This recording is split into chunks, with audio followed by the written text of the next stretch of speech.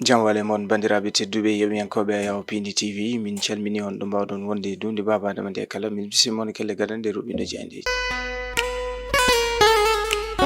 alarba sappo e jeenayi lewru février 2025 bisimilla mon kelle gadande ruɓiɗo jeyandeji puɗortoɗen ko jayde gendira leydi Sénégal jayndere soleil ɓe garti koye premier ministre Ousmane Sonko tawtornoɗo kolol nayoɓol ko yetno noon e to banggue wonande fohom de PME petites et moyennes entreprises kanko Ousmane Sonko arti yide wonande l'affairisme d'État c'est terminé o artino koye ɓen ɓe ganduɗa ko wonɓe e cuuɗi gollorɗi to sikame kake ndiɗi petites et moyennes entreprises ɗi o holliti wonande hen saahaji ne mbadda e malde e état mo Sénégal ngam wawde tekkinde ko gafekeji mumen kono kadi wadde golle ɗe no jarani hay koyete ko surfacturation Ousmane Sonko holliti wonande ɗum ɗon kam dokki ɓe garti kamɓe le soleil ha joni e ko yetno to banggue wonande jeygo pétrole Sangomar leydi Sénégal heeɓi ko waɓi temedde 5.95 milliards e koppareji men franc CFA e hitande 2024 jayinde rewmi quotidien ɓe garti koye loi d'amnistie on abrogation loi d'amnistie Ceerno Alassane Sall waɗi ko wino hanki o waɗi déposé on abrogation loi d'amnistie e jangoji bannoɗi 2021-2024 jayinde rewmi quotidien arti hen jayinde subatel ɓe garti koye on rapport cour des comptes mo ganduɗa jofima Macky Sall cawtuma nde wonno président de la République du Sénégal moɓe kolliti ɗum ɗo noon on rapport dillinani kanko mo ganduɗa ko Macky Sall moɓe kolliti newnaɗo toon to Arabie Saoudite kañum e cuddido mum Mariam Faye Sall o kollitini Macky Sall mo ganduɗa ha joni ene jokki wonde neɗɗo tedduɗo toon to caggal leydi mo ganduɗa enen dotti tokkude ɗum teddugal kono kadi e gollodirde e mum on rapport mo haɗani ɗanade kanko mo ganduɗa ko Macky Sall ɓe garti e Ousmane Sonko déclare la guerre aux affairistes d'État caggal ngol kolol nayoɓol kanko Ousmane Sonko holliti wonande ngam dusde ɓen ɓe ganduɗa ko petites et moyennes entreprises to banggue secteur privé kono kadi gasi ha laaɓi maldi nde ɓen ɓe ganduɗa ko etane waddano ɗum yoga e cuuɗi gollorɗe ngam tekkinde posuji mumen hani e caɗele nde ganduɗa ana jibinana wonande leydi e Sénégal to banggue wonande ɓamtare faggudu en jayde l'éveil ɓe garti koye financement des PME petites et moyennes entreprises Ousmane Sonko mawɗo jagorɗo leydi Sénégal o habri enveloppe tolniɗo ujunnaje 3 milliards koppareji men franc CFA ɗo e 2027 kanko Ousmane Sonko holliti ngam wawde wadde financé ɓen ɓe ganduɗa ko cuuɗi gollorɗi kake ndiɗi kamɓe togosi kono noon ɓe garti e o mo ganduɗa ko Birahim Seck mo forum civil holliti caggal ɓangingol on rapport cour des comptes alay saago ɓen ɓe ganduɗa ko ɓe juuɗe mumen moddi on rapport mbawa notade e lawol kono kadi mbawa andede jayde l'éveil arti hen jayde peuple quotidien ɓe garti koye on mo ganduɗa ko kanga mairie jalal tingal to banggue wonande dawrugol Farba Ngom jayde peuple quotidien dawi ko jarfude kam e rutude jarnude teddugal o mo ganduɗa ko kayitigi woni député maire des Agnam Farba Ngom kan haala ene tawe e jayde peuple quotidien jayde l'évidence koye kanko Farba Ngom député maire des Agnam ni arti acquittement des jeunes de Farba va-t-on vers une reculade de l'État ɓe garti koye ɓen ɓe ganduɗa ko sukaɓe ɓe ganduɗa ko nangortunoɓe Farba Ngom e bowal pôle judiciaire financier ha pawa juuɗe gaccidama e yamirore juge tawi ala koɓe ndewra ɗum saabi l'évidence waɗi namdal beele ni o saaha ɗum wonani mosol laamu ngu rutade caggal ko yetno e alhaali kanko Farba Ngom député maire des Agnam jayde li quotidien ɓe garti koye parquet financier les dérives d'Aliou Ndao kanko mo ganduɗa ko ancien procureur bo créyi ɓe garti noon e jalte makko caɗele ɗe ɗum jibini kono kadi artude alhaali Farba Ngom kanko procureur Aliou Ndao o artini e yiide wonande pôle judiciaire financier wonano hatan walla ni fota accidde Farba Ngom hoto galle mum tuma tigui nde noddono ɓe garti e yiide beele o saaha yiide li quotidien beele kanko procureur Aliou Ndao yiɗano wadde joftoro tuma nde wonno e laamu Macky Sall tawi ko rewrude e Farba Ngom député maire des Agnam li quotidien arti yiide wonande assemblée nationale ma dañ koɗo ñande aljuma mawɗo jagorɗo leydi Sénégal Ousmane Sonko ne jogori jaɓɓede ñande aljuma toon to bowal ngendira leydi Sénégal jayde point actu ɓe garti koye Aliou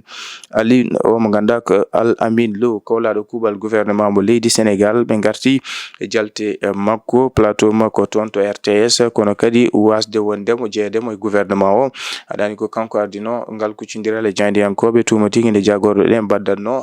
caggal artude noon on rapport cour des comptes caggal nde ɓangina ɓe garti yiide beele kanko Al-Amin Lo wonano heblede wonde lomto mo ganduɗa ko Cheikh Diba toon to ministre des finances et du budget. ɓe garti Ousmane Sonko ma huccodir e ɓen ɓe ganduɗa ko subaɓe tedduɓe ɓe ñande aljuma nde toon to Bawol gendire leydi Sénégal artude e caɗele faggudu leydi Sénégal. En ƴeewoytu Diagne Tribune ɓe garti ko le ministre de l'intérieur annule tous les combats de lutte kanko jagorɗo kalfinaɗo gueɗe nder ndereji leydi Sénégal Jean-Baptiste Tine sifi bataki ittude jungo ɓen ɓe ganduɗa ko policier ji ɗi rewintinoɓe nden kay kisal ɓesguji ɗi toon to Bowal ɗo nokku ɗo waɗata sipiroji caggal noon e teska janguji caɗele hani e bonnere ɗo e lamorgo ngo tumon nde waɗanno on combat hakkude Ama Baldé Camé Franc nden bonnere sabi kanko proki o mo ganduɗa ko Jean-Baptiste Tine sifi bataki yiide alay sago ɓen mo ganduɗa ko comité national de gestion de la lutte CNG mbawa joktade responsabilité ji mumen wawde rewindade nden kay kisal ɗin lambaji caggal noon ɓe kolliti ɓe ti juuɗe mabɓe kamɓe policier ji ɗi e nden kay kisal e saaha waktu lamba kono ɓe garti kamɓe tribune to banggue welitare démocratie toon to leydi Gambie ɓe garti guilay garal kanko Adama Barrow démocratie leydi Gambie nana yara yesso yiide Diagne Tribune Diagne l'Observateur ɓe garti ko e meurtre de Babacar Diagne un acte de lâcheté absolue ɓe garti ko wargo o mo ganduɗa ko Babacar Diagne suka toon to banlieue mo fitade mum yoɓa to mo tigui lamba hakkude Franc e Ama Baldé ɓe kalliti ɓe garti e to banggue wonande hame kam e fitina mo ganduɗa o saaha noon ne wondi e ɓen ɓe ganduɗa ko ɓesguji banlieue haɓurtintu toon to Djidde Thiaroye Kaw l'Observateur arti e ceerno Alassane Sall baɗɗo déposé on abrogation loi d'amnistie moɓe kolliti ko ɗum piège fewde Ousmane Sonko et on majorité to Bowal gendire leydi Sénégal. L'Observateur arti mo ganduɗa ko kay tigui woni Mactar Fall mo ganduɗa ko waktuji ɗiɗi ngam yuɓɓino ko yete cuddungu mum mariage nden tigui wujjani omo ganduɗa ko kay tigui woni koddiɗo mum ngam wadde financé on cérémonie. Diagne l'Observateur arti hen. Diagne enquête quotidien ɓe garti ko Jean-Baptiste Tine jagorɗo kalfinaɗo gueɗe nder ndereji leydi Sénégal. Enquête quotidien arti ko yiide Jean-Baptiste censure l'arène kanko Jean-Baptiste sifi bataki ittude policier ji toon to Bowal ngam rende hay rewindade nden kay kisal ɓesguji ɗi tarini on arène national caggal nde teska bonnere kam e fitinaji hani e caɗele nde ganduɗa ko teskade hakkude e oɗo lambe Franc kam e Ama Baldé. Diagne Sud Quotidien ɓe garti ko e vague de licenciement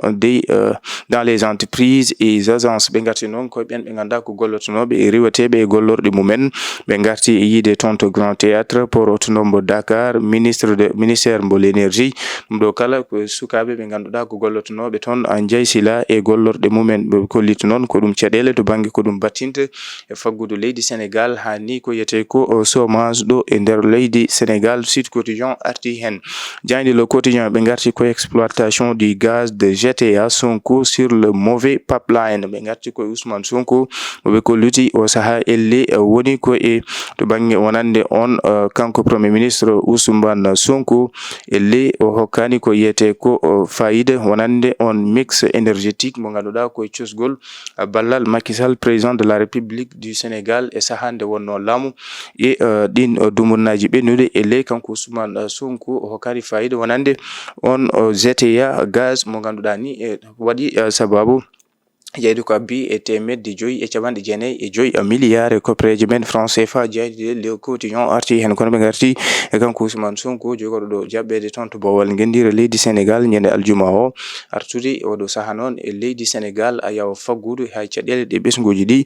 guurata. Diagne Le Quotidien arti hen. Bandiraɓe tedduɓe yeɓoyankoɓe a yaw Pindi TV ɗum woni komin dobinnomoni kelle gadane robindo Diagne Subaka hande o min dokkon aadi alkamisi janggo so hawre welede Allah.